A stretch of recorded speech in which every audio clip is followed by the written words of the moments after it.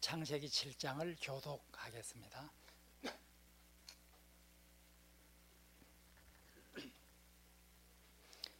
여호와께서 노아에게 이르시되 너와 네 온 집은 방주로 들어가라. 이 세대에서 내가 내 앞에 의로움을 내가 보았음이니라.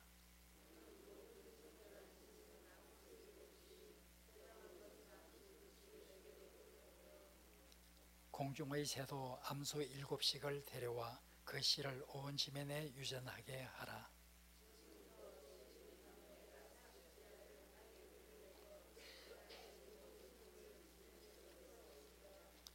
노아가 여호와께서 자기에게 명하신 대로 다 준행하였더라.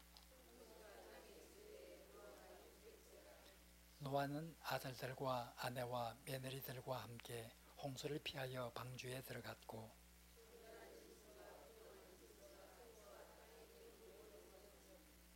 하나님이 노아에게 명하신 대로 암소 2씩 노아에게 나와 방주로 들어갔으며 노아가 600세 되던 해 둘째 달 곧 그 달 11의 날이라. 그날에 큰 기쁨의 샘들이 터지며 하늘의 창문들이 열려 곧 그날에 노아와 그의 아들 셈, 함, 야벳과 노아의 아내와 셈 며느리가 다 방주로 들어갔고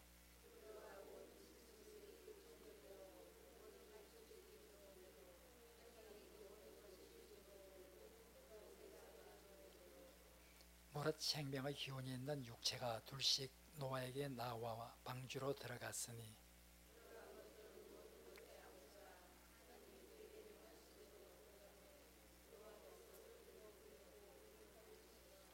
홍수가 땅에 40일 동안 계속된지라. 물이 많아져 방주가 땅에서 떠올랐고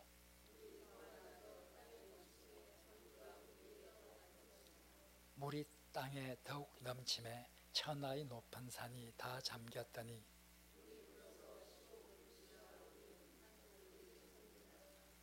땅 위에 움직이는 생물이 다 죽었으니 곧 새와 가축과 들짐승과 땅에 기는 모든 것과 모든 사람이라.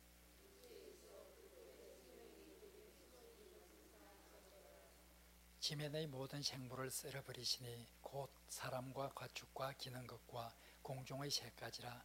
이들은 땅에서 쓸어버림을 당하였으되 오직 노아와 그와 함께 방주에 있던 자들만 남았더라. 물이 120일 동안 땅에 넘쳤더라. 아멘. 오늘 창세기 7장에는 이제 홍수에 관해서 기록을 하고 있습니다. 창세기 6장부터 9장까지가 노아에 관한 이야기죠. 그 중에서 지난 2주일 동안 6장을 살펴보았습니다. 창세기 6장에는 인간이 얼마나 하나님 앞에 죄악을 크게 저질렀는가, 이 땅이 얼마나 죄악으로 가득 찼는가 하는 것을 6장 전반부에 기록을 하고 6장 후반부에서는 이제 하나님께서 노아에게 명령을 해서 앞으로 홍수를 대비해서 방주를 만들라 하는 명령이 나왔고 그 명령에 따라서 노아는 배를 큰 방주를 만들게 되었습니다. 이것이 6장의 내용이죠. 이제 오늘 7장은 홍수가 나서 온 지면의 생명이 다 죽임을 당하는 이런 심판에 관해서 기록이 되어 있습니다. 오늘 7장 1절에 보면 이제 하나님께서 노아에게 명령을 합니다. 앞으로 7일 후에 이 땅에 홍수가 있을 것이다. 너는 이제 방주에 들어가라. 7일 전에 예고를 하십니다. 하나님께서 홍수를 예고를 하셨습니다. 그리고 이때 7일 전에 하나님께서 말씀하시기를 내 의로움을 내가 보았다. 이 죄가 관영한 이 세상에서 너의 의로움이 내 앞에 드러났다. 바로 온 세상에 만연했던 그 죄악과는 달리 노아는 하나님 앞에 의롭게 살았던 이런 사람으로서 하나님께서 노아를 구원하시고자 했고 이제 7일 전에 이젠 홍수가 날 것을 예고를 합니다. 이 말은 이제 배가, 즉 방주가 다 완성되었다는 것을 암시를 하고 있습니다. 방주가 완성되었을 때 7일 전, 홍수 7일 전 하나님께서는 노아에게 이제 명령을 합니다. 7일 후에 홍수가 날 것이다. 들어가라. 그래서 바로 노아는 배에 들어가게 됩니다. 그 가족들과 함께. 그런데 오늘 2절에서 3절에 보면 방주에 들어갈 그 짐승의 숫자, 하나님께서는 이 모든 지면에 있는 동물을 다 멸절을 시키지만은 그래도 하나님께서 창조했던 이 창조물들을 보존하기 위해서 모든 짐승의 한 쌍씩은, 이 땅에 있는 모든 동물과 공중의 새 한 쌍씩은 남겨두어서 바로 그 종을 보존하려고 하고 있습니다. 그런데 오늘 본문에 보면 오늘 2절 3절에는 부정한 짐승은 암수 2쌍씩, 정결한 짐승은 암수 7쌍씩 이렇게 나오고 있습니다. 그런데 아마 6장에서 우리가 읽었던 내용을 기억하시는 분은 6장에서 하나님께서 말씀하실 때는 분명히 암수 한 쌍씩이라고 말했는데 왜 여기서 갑자기 부정한 것은 2쌍씩, 정결한 것은 7쌍씩 이렇게 되었을까? 그런 생각을 할 수 있을 것입니다. 지난 시간에 읽었던 6장 19절에서 20절, 19절에서 20절을 같이 보겠습니다. 혈육 있는 모든 생물을 너는 각기 암수 한 쌍씩 방주로 이끌어들여 너와 함께 생명을 보존하게 하되 새가 그 종류대로, 가축이 그 종류대로, 땅에 기는 모든 것이 그 종류대로 각기 둘씩 내게로 나오리니 그 생명을 보존하게 하라. 이렇게 해서 분명히 여기서 한 쌍씩으로 나와 있었습니다. 그런데 오늘 2절 3절에서는 바로 7쌍씩 또는 2쌍씩 이렇게 나옵니다. 또 여러분들이 읽어나가 보면 그 뒤에서 보면 9절에는 또 암수 둘씩이라고 나와 있고 15절에는 암수란 말 없이 둘씩이라 이렇게 나와 있습니다. 그러니까 이렇게 성경에 따라 암수 한 쌍, 또 7쌍 혹은 2쌍, 어떤 때는 암수 2쌍, 암수 둘씩, 그리고 어떤 곳에서는 그냥 둘씩 이렇게 각각 나온 것을 봅니다. 자, 여기에서 이렇게 나오는 것에 관해서 여러 가지 해석이 가능합니다. 아마 여러 가지 자료를 가지고 쓸 때 그 자료의 차이에서 올 것이다 이렇게 생각도 해볼 수 있지만 일반적으로 우리가 통일된 하나의 문서로 본다고 하면 아마 한 쌍씩이라고 할 때는 그 생명의 종을 보존하기 위해서라는 것이 강조가 됩니다. 그러니까 종을 보존하기 위해서는 적어도 한 쌍씩만 있으면 되겠죠. 암수 한 쌍만 있으면 종은 보존되기 때문에 아마 한 쌍씩이라고 6장에서 나온 것은 아마 그 종을 보존하기 위한, 그 생명을 보존하기 위한 것이기 때문에 한 쌍씩이라고 그냥 단순히 말하고, 보다 구체적으로 말하면 이젠 여기에서 이제 2쌍씩 혹은 7쌍씩 이렇게 한 것으로 보입니다. 그럼 왜 정결한 짐승은 7쌍 그렇게 많을까? 우리가 이젠 다음 주일 수요일 날 우리가 읽어볼 때 8장을 읽는데 8장에 보면 노아가 배에서 나와서 하나님 앞에 제물을 드립니다. 제물을 드릴 때는 정결한 짐승을 가지고 제물을 드리죠. 그렇기 때문에 정결한 짐승은 하나님 앞에 제사를 드리기 위해서 더 많은 숫자가 필요하죠. 만약 정결한 짐승을 암수 한 쌍씩만 가지고 갔는데 하나님 앞에 제사를 드렸다고 하면 그 종은 다시 번식을 할 수가 없겠죠. 그래서 정결한 짐승은 더 많을 것이다 이렇게 생각을 할 수 있습니다. 물론 우리가 다음과 같은 생각도 할 수 있어요. 정결한 짐승과 부정한 짐승이라고 하는 이 구별은 나중에 나오게 되고, 이 창조한 지 얼마 되지 않은 이 시점에서는 하나님이 어떤 종류의 새가, 어떤 종류의 짐승이 정결하고 어떤 종류의 짐승이, 어떤 종류의 새가 부정한지를 아직까지 하나님께서 말씀한 적이 없는데 왜 여기서 갑자기 정결하고 부정한 이런 종류가 나오는가? 아마 그것은 우리가 정확히 알 수 없습니다. 그러나 이 노아는 바로 어떤 의인으로서 어떤 생물이 하나님께 드릴 그런 짐승이고, 하나님께 드리지 못하는 짐승이 어떤 짐승인지 노아는 알았을 것으로 그렇게 생각을 해볼 수 있습니다.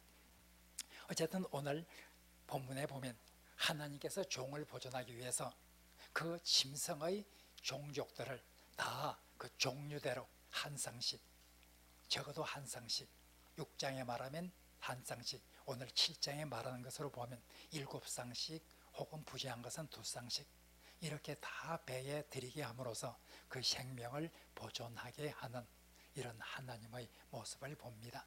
사람은 8사람이죠. 짐승은 2쌍씩 혹은 7쌍씩 이렇게 바로 살아가게 되는 것을, 남게 되는 것을 우리가 볼 수 있습니다. 이제 하나님께서 홍수를 내리게 됩니다. 홍수를 내리게 되는데 이 홍수를 내리는 그 장면이 이젠 노아가 600세 되던 해 2월 17일, 그러니까 7일 전 예고를 했기 때문에 600세 되던 해 2월 17일 이때에 이젠 홍수가 시작되게 됩니다. 7일 전 예고했다고 하면, 예고할 때는 600세 되던 해 2월 10일이 되겠죠. 2월 10일에 이렇게 예고를 했고, 이젠 2월 17일에 홍수가 나서 큰 어떤 바로 비가 내리게 됩니다. 그렇게 내려서 이젠 그 내리기 전에 노아의 가축들과 함께 이 지상의 생명체들과 함께 다 들어갔죠. 오늘 본문에 보면 하나님께서 그 문을 닫으셨다. 하나님께서 그 문을 닫으셨다. 노아가 문을 닫은 것이 아니라 하나님께서 모든 생명체가 다 들어간 후에 하나님께서 그 문을 닫으셨다 하고 기록하고 있습니다. 이제 이 홍수가 나기 시작했는데 40일간 계속해서 비가 내립니다.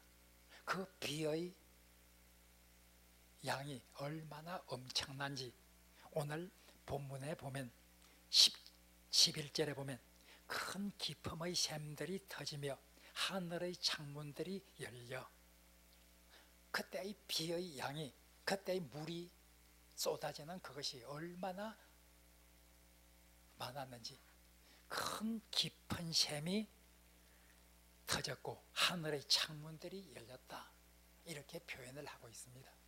큰 기품의 샘이 터졌다고 하는 것은 원래 하나님께서 천지 창조를 할 때 여러분들이 창세기 1장을 읽어보시면 원래 창세기 1장에 보면 온통 물밖에 없었습니다.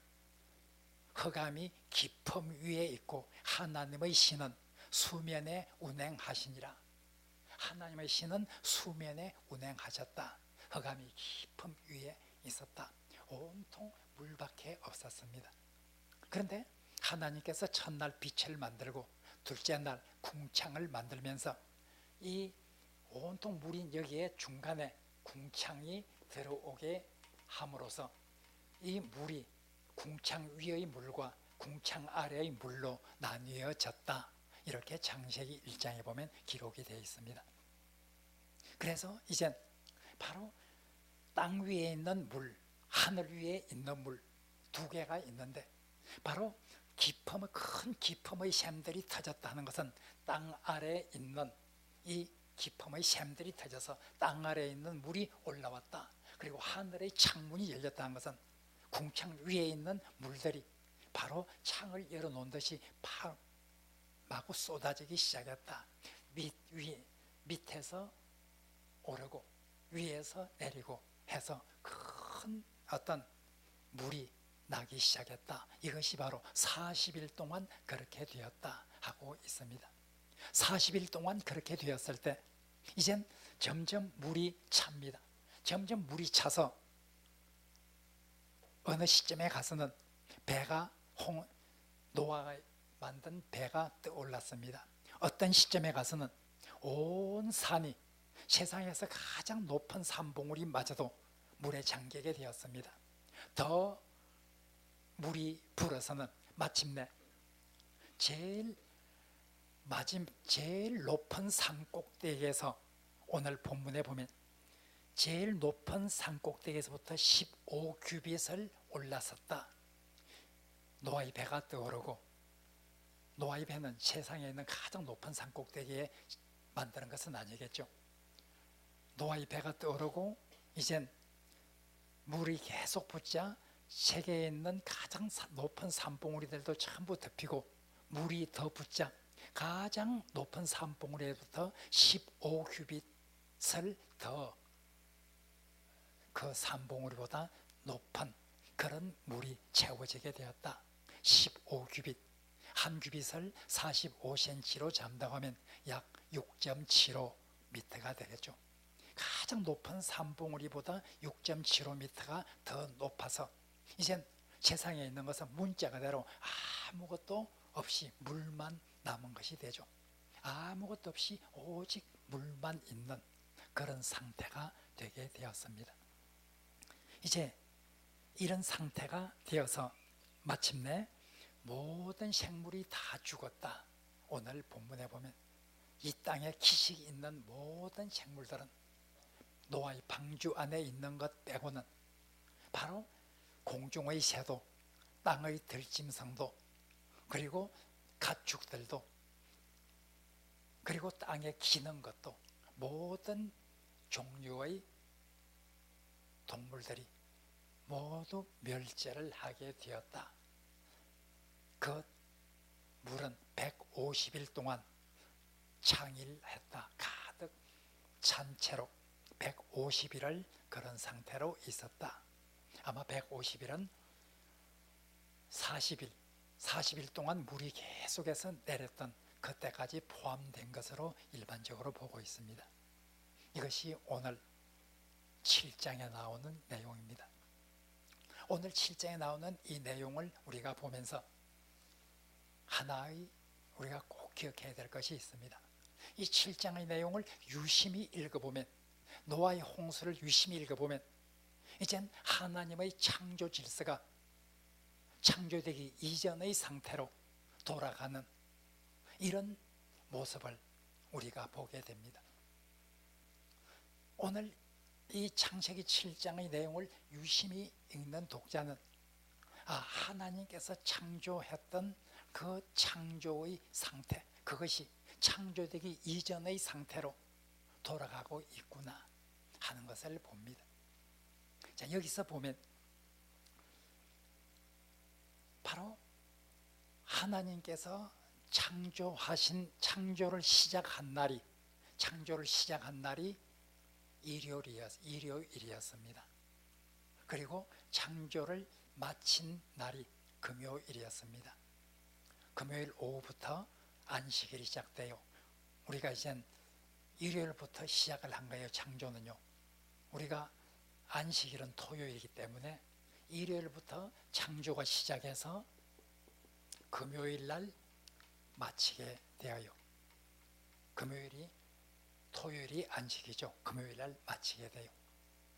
여기에 보면 600시에 되던 해 2월 17일 이 날이 학자들이 이젠 계산을 해서 성경에 나오는 다른 어떤 요일과 계산을 해서 보면 이때가 바로 일요일이었어요. 그리고 40일 동안 가득 차 있었다. 그 40일 이후 그날은 금요일이었어요. 또 150일 동안 창일했다. 그 다음에 그 마지막 날 금요일이었어요. 우리가 보면 하나님이 일요일 창조를 시작해서 엿새 동안 일월화수목금 엿새 동안 창조 사역을 하고 금요일 날 마쳤어요. 그런데 이젠 노아의 홍수는 정확히 거꾸로예요.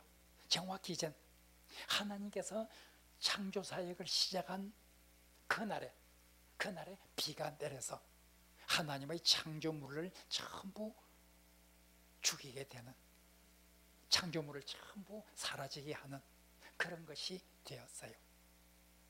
그것이 마치는 날 40일 이후가 바로 창조를 마친 그날이기도 해요. 이건 창조의 거꾸로, 창조의 역현상을 지금 홍수 이야기를 읽어보면 잘 알 수 있어요. 아까 말한 것처럼 11절에서 큰 기품의 샘들이 터졌다. 이 말은 땅 아래에 있는 물이 올라온 거예요. 하늘의 창문이 열렸다. 하늘에 물이 내려온 거예요. 원래는 하나님께서 창조하기 전에 궁창을 만들어서 이렇게 두 개의 물로 분리를 했어요. 창세기 1장에 보면 그렇게 나와요. 궁창을 통해서 하늘 위에, 하늘 궁창 아래로 이렇게 분리해 놨어요. 이젠 분리해 놓은 것이 궁창 위에 물이 내려오고 궁창 아래에 물이 올라와서 원래대로 하나님께서 분리해 놓은 그 이전의 상태로 이렇게 되어지게 돼요.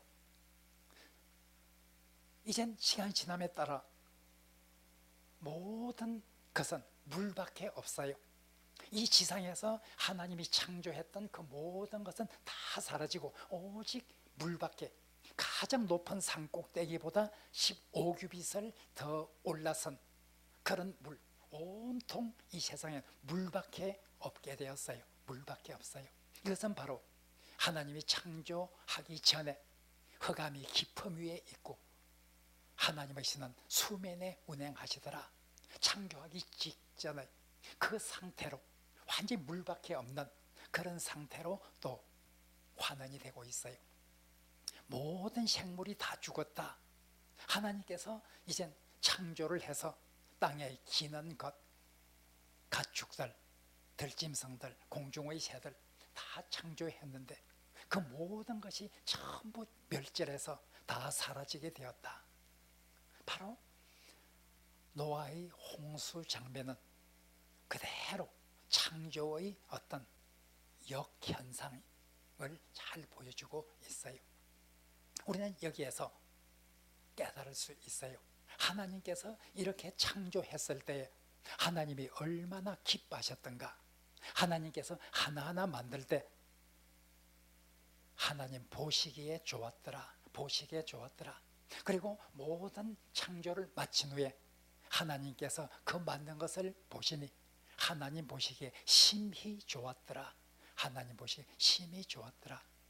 그 하나님께서 만족하고 하나님께서 기뻐하셨던 그 창조물들, 그 창조를 이젠 거꾸로 완전히 이젠 제거해 나가는 이런 어떤 과정을 하나님께서 만드시면서 얼마나 하나님의 마음이 아팠을까.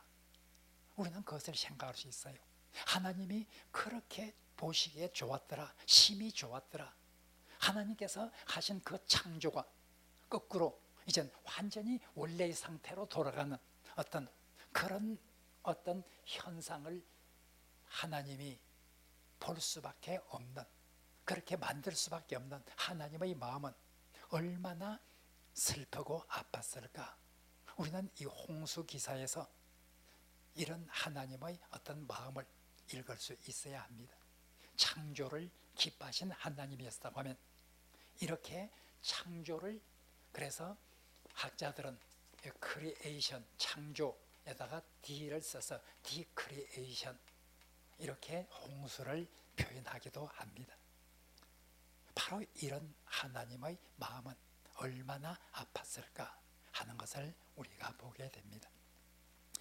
노아의 홍수는 그 이후에 초기 그리스도교에서도 노아의 홍수는 많은 교훈을 줍니다. 노아의 홍수에서 이 홍수는 신약 성경에 보면 홍수는 어떤 하나님의 심판이라, 하나님의 심판에 관한 이런 비유로서 노아의 홍수를 많이 사용하고 있습니다. 예수님께서도 그렇게 하셨습니다.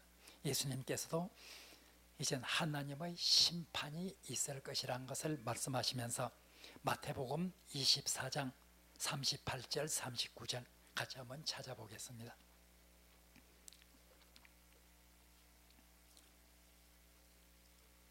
마태복음 24장 38절 39절 같이 읽겠습니다. 홍수 전에 노아가 방주에 들어가던 날까지 사람들이 먹고 마시고 장가들고 시집가고 있으면서 홍수가 나서 그들을 다 멸하기까지 깨닫지 못하였으니 인자의 임함도 이와 같으리라.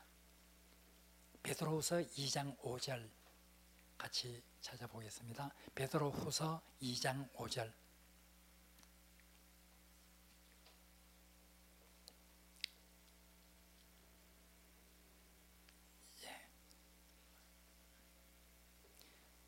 같이 읽겠습니다.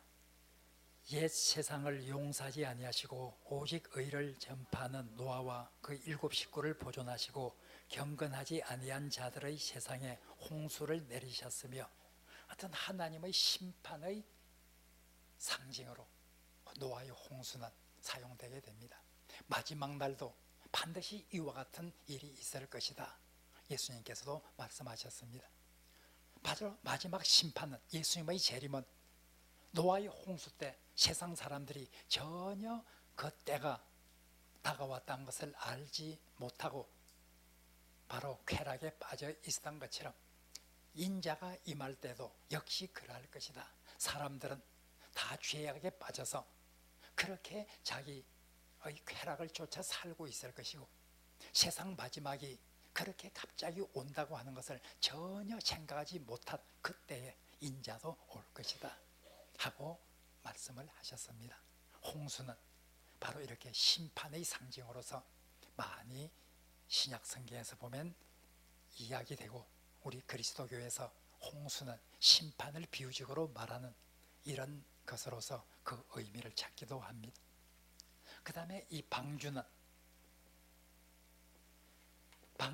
어떤 구원에 관한 상징으로 혹은 교회에 관한 상징으로 이렇게 많이 이야기합니다. 방주는 때로는 이 그리스도에 대한 상징으로 말하기도 합니다. 그리스도 방주 안에 생명이 있었듯이 그리스도 안에 생명이 있다. 그리스도 밖에는 생명이 없다. 심판을 당할 뿐이다 하는 그런 의미에서 방주는 하나의 그리스도를 상징한다 이렇게도 말하기도 합니다. 그런데 특별히 방주는 또 교회를 상징한다 이렇게도 많이 비유적으로 말하고 있습니다. 방주는 바로 죽어가는 사람들이 오직 유일한 어떤 구원의 장소, 하나님의 심판을 받아 죽을 수밖에 없는 인간이 하나님의 심판에서 벗어나 구원을 얻을 수 있는 유일한 장소, 바로 그 교회로, 방주는 교회를 비유로 우리들에게 말해주고 있다 이렇게도 많이 말을 합니다. 그래서 방주교회라는 이름이 참 많아요. 전주에도 인우동에 방주교회가 있어요. 우리 교단에 방주교회가 몇 개나 있을까 찾아봤더니 16개가 있었어요. 우리 교단에 방주교회가 16개가 있죠. 우리 사랑의 빛교회는 우리 교단에 몇 개일까요?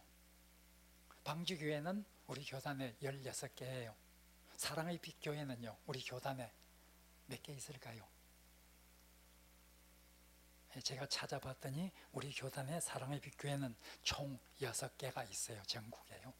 6개가 있어요. 방주교회보다 훨씬 숫자가 작죠. 자, 방주교회. 그래서 이 방주를 교회에 많이 비유하기 때문에 이렇게 방주교회라는 이름도 우리가 흔히 볼 수가 있죠. 바로 이 교회는 심판을 받아 죽을 수밖에 없는 이 사람들을 구원하는 생명의 장소가 교회라 하는 것으로서 교회의 비유를 많이 하기도 합니다. 우리가 오늘 본문을 보면서 노아의 순종은 이렇게 결국 구원을 받게 되었다. 하나님의 말씀에 따라서 의롭게 살고 세상에 물들지 않는, 세상 속에 살면서 세상에 물들지 않는, 이것이 노아의 삶이고 이것이 하나님 보시기에 아름다워서 노아를 구원하시는 하나님을 우리가 봅니다. 노아의 순종은 자기 가족까지 구원을 하게 되었어요. 노아의 가족들, 노아의 아내나 노아의 아들 셈함 야벳 혹은 셈함 야벳의 아내, 이 7사람이 의로워서 그들을 구원한 것은 결코 아니죠. 노아로 인해서 그 가족이 다 구원을 받게 되었습니다. 이런 노아의 의는 그 가족까지도 구원에 이르게 하는 이런 놀라운 하나님의 은총을 잊게 되었습니다. 오늘도 우리가 이 노아의 홍수의 사건을 보면서 우리가 깨달아야 될 것은 정말 그렇게 창조를 하시고 나서 기뻐하신 하나님이 이렇게 창조를 다 파괴해 갈 때 얼마나 그 마음이 아팠을까 우리가 기억해야 합니다. 그리고 홍수가 바로 심판을 상징하는 이런 것으로 흔히 사용된다는 것을 깨닫고 우리는 이런 구원의 방주에 있어서 하나님의 구원을 찬양하는 그런 백성으로 남아 있어야 되고, 또 세상에 있는 사람들까지도 이 방주에 많이 올라탈 수 있도록 해서 하나님 나라를 향해서 가는 이 구원의 배의 바로 공동체의 회원이 될 수 있도록 이렇게 우리가 노력을 해야 된다는 것도 오늘 본문을 통해서 알 수 있습니다. 노아가 순종했듯이 우리도 하나님 말씀에 끝까지 순종하면서 살아가는, 세상에 살지만은 세상에 물들지 않는 그리스도인, 이것이 하나님께서 우리에게 원하는 그런 그리스도의 모습이라고 하는 것 또한 우리가 기억해야 할 것입니다. 오늘도 이 홍수의 사건을 보면서 이러한 하나님의 뜻을 깨닫고 우리도 노아처럼 세상에 살면서 세상에 물들지 않는 이런 삶을 살 수 있기를 결단하고, 또 심판 때 우리는 방주에 있어서 천성에 갈 수 있는 그런 어떤 확신과 이 세상에서 믿지 않는 많은 사람들을 방주로 이끌어 드릴 수 있는 이런 능력을 우리에게 달라고 하나님께 기도해야 될 것입니다. 우리가 이런 내용을 가지고 한 2분 동안 같이 기도하겠습니다.